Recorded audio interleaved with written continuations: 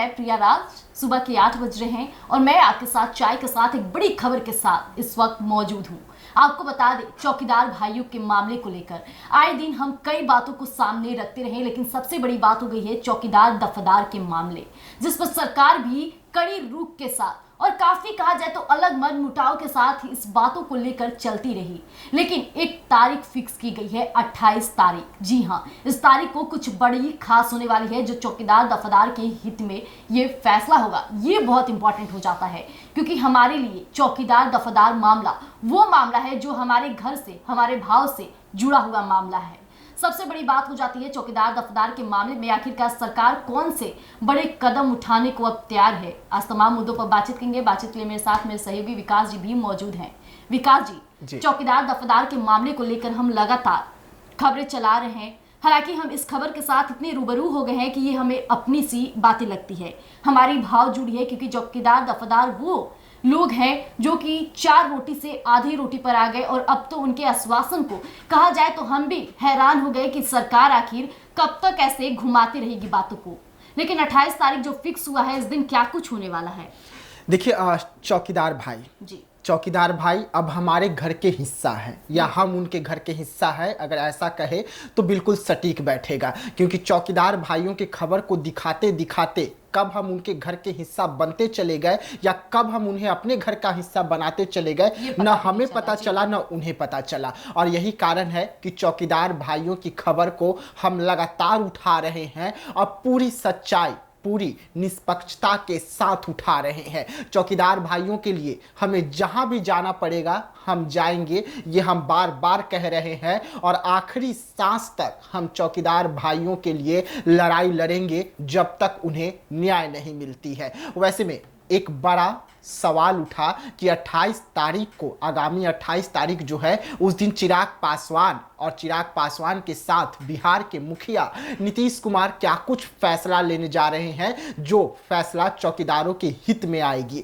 उससे पहले ही अगर हम बात करें तो राजकुमार पासवान जी ने कहा कि ये सिर्फ एक बार फिर से लॉलीपॉप निकल के सामने आ रहा है। लेकिन देखिए, राजकुमार पासवान जी भले ही सरकार पर दबाव बना रहे हैं, इसे एक बार फिर से लॉलीपॉप बता रहे हैं, लेकिन ये 28 तारीख को ही पता चलेगा कि एक बार फिर से चौकीदार भाइयों को लॉलीपॉप दिया जा रहा है या उनके हित के लिए कोई बड़ा कदम उठाया जा रहा है। क्योंकि 28 तारीख वो तारीख होंगे जिस दिन कोई बड़ा फैसला या बड़ा ऐलान के और चौकीदार मामला जो है वो बढ़ सकता है। लेकिन विकास जी, सबसे बड़ी बात हो जाती है सिर्फ तारीख पर तारीख देना। ये सरकार का नया एक कहा जाए तो नियम आ गया है, जिस वजह से कई बार चौकीदार भाइयों को बुलाया भी गया। ये भी कहा गया कि अब जल्द बड़ा फैसला होगा, लेकिन फैसले के नाम पर क्या सिर्फ बयानबाजी चली और कहा जाए तो छोटे मोटे आश्वासन चले।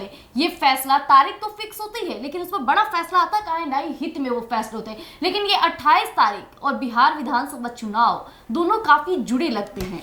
देखिए, 28 तारीख और उसके बाद आपको अगले महीने से शीतकालीन सत्र जो है उसकी शुरुआत, ये सभी को पता है कि शीतकालीन सत्र की जैसे ही शुरुआत होगी वैसे ही चौकीदार मामला जो है वो गर्म हो जाएगा। क्योंकि चौकीदार भाइयों के पास आखिरी उम्मीद शीतकालीन सत्र बची है कि जिसमें सरकार अध्यादेश लाकर कोई बड़ा फैसला ले चौकीदारों के हित में। और अगर ऐसा होगा तो सीधा सीधा इसका फायदा जो है वो सरकार को 2025 विधानसभा जो चुनाव होगी उसमें देखने को मिलेगा। क्योंकि यहाँ पर एक बड़ा वोट बैंक है पासवान समाज का, एक बड़ा वोट बैंक है चौकीदार संघ का। और अगर चौकीदार संघ को न्याय मिलता है तो सीधा सीधा पासवान समाज के साथ साथ यादव समाज जो है, जो चौकीदार है, उनके परिवार जो है वो भी एनडीए के ओर चले जाएंगे और एनडीए को वोट करने का काम करेंगे। कहीं यही कारण तो नहीं है कि सरकार अब देख रही है कि अभी बिहार में उपचुनाव चल रहे हैं, उसके बाद 2025 विधानसभा चुनाव नजदीक है, तो जल्द से जल्द चौकीदारों को न्याय दे दे। जी बिल्कुल, अगर यहाँ देखा जाए पॉलिटिकल एथिक्स के तौर पर तो यहाँ सरकार काफी दो भाव कर जाती है। कभी चौकीदारों के भाव के साथ खेल जाती है तो कभी कहा जाए तो अपनी राजनीति के तौर पे उन्हें देखने लग जाती है। जैसे अभी आपने कहा कि 2025 बिहार विधानसभा चुनाव नजदीक आ रहा है, कहीं अगर पासवान समाज का वोट कट गया तो फिर उनको किस खेमे में रखेंगे? उतना वोट तो उनका कट जाएगा।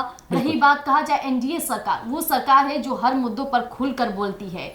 आए दिन तो इंडिया सरकार काफी चमकती धमकती नजर भी आई, लेकिन इस दौरान उनको कई अभिशाप के चलते भी वो चर्चे में बने रहे। लेकिन अभी उनके सामने सबसे बड़ा मुद्दा है चौकीदार दफादार का मामला, जिसे लेकर ना ही पासवान समाज का वोट बैंक कटेगा बल्कि यादव समाज के भी वोट बैंक कटेंगे। और यही कारण रहा है कि एनडीए सरकार आनन फानन में एक तारीख फिक्स कर दी और इस दिन बड़े फैसले बड़ी बैठक की बात कर रही है। जी देखिए, सब कुछ अब चिराग पासवान के हाथ में है। चिराग पासवान जो चाहेंगे वो हो सकता है, क्योंकि चिराग पासवान इस वक्त केंद्रीय मंत्री हैं। मोदी के सबसे खास मंत्री में से चिराग पासवान माने जाते हैं। जिस तरीके से बिहार की अगर हम बात करें तो नीतीश कुमार के खास मंत्री अशोक चौधरी माने जाते हैं, वैसे ही इस वक्त मोदी के खास कोई मंत्री है तो वो चिराग पासवान है। वैसे में एक वहां पर खास है, दूसरा यहां पर खास है, और दूसरा जो व्यक्ति खास है वो सांभवी चौधरी के पिताजी हैं। और सांभवी चौधरी चिराग पासवान की पार्टी की सांसद है समस्तीपुर से। वैसे में चिराग पासवान के पास सब कुछ है।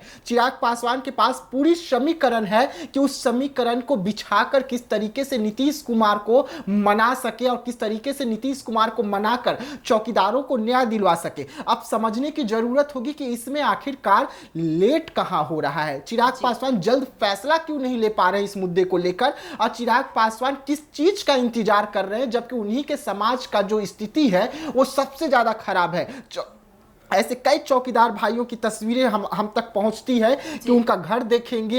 मैं बात कर ले रहा हूं समस्तीपुर की ही, खगड़िया की। तो ऐसे कई चौकीदार भाई हैं जिन्होंने बड़े बड़े अपराधियों को पकड़वाए हैं, लेकिन उनके घर की इस वक्त स्थिति देखेंगे तो इस तरीके से हालत खराब है कि बारिश का पानी उनके घर में टपकता है, खाने के लिए नहीं है। कई फोन ऐसे हमें आते हैं कि भैया हमारे घर की स्थिति बहुत खराब होते जा रही है, घर में शादी करवानी है, बहन का शादी है, भाई का शादी है, मम्मी का इलाज करवाना है।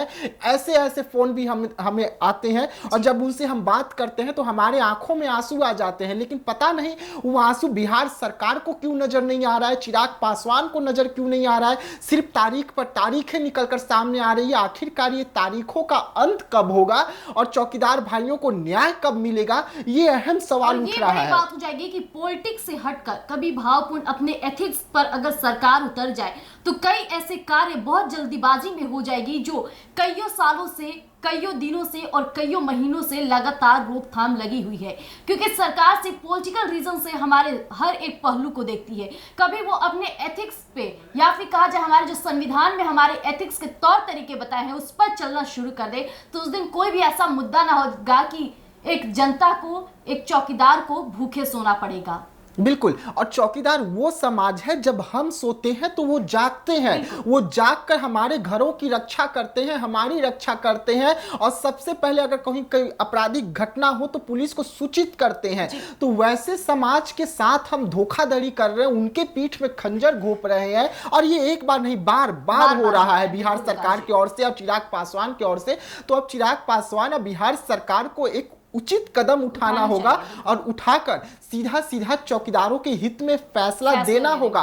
कोर्ट का फैसला जो भी था हम उस पर टीका टिप्पणी नहीं कर सकते, क्योंकि वो कोर्ट का मामला है, कोर्ट के अधीन है। लेकिन अधीन अगर इस वक्त सुप्रीम कोर्ट का है ये मामला तो आप अध्यादेश ला सकते हैं। आपके पास इतना अधिकार है कि आप अध्यादेश लाकर पटना हाई कोर्ट का फैसले को पलट सके। तो अब सामने आखिरी उम्मीद है, मॉनसून सत्र समाप्त हुआ, उसके बाद अब शीतकालीन सत्र जो है चौकीदारों का आखिरी उम्मीद। तो आखिरी उम्मीद का आप इस्तेमाल कीजिए और एक अधिकार लाइए। अगर आपका विपक्ष के विधायक जो है वो साथ नहीं देंगे तब ना, विपक्ष के विधायक तो कह रहे हैं कि हम तो सरकार के साथ हैं, नीतीश कुमार अध्यादेश लाए तो सही, अगर हम साथ नहीं देंगे तब हमसे सवाल पूछा जाए। विपक्ष तैयार है, सरकार को तैयार होने की जरूरत है चौकीदार मामले में, और बड़ा फैसला करने की जरूरत है। तो जैसा कि भी आपने सुना कि चौकीदार दफादार मामले में जो नया तारीख और नई डेट फिक्स हुई है वो है 28 तारीख। लेकिन इसके दौरान अब देखने वाली बात होगी कि फिर से क्या राजनीतिक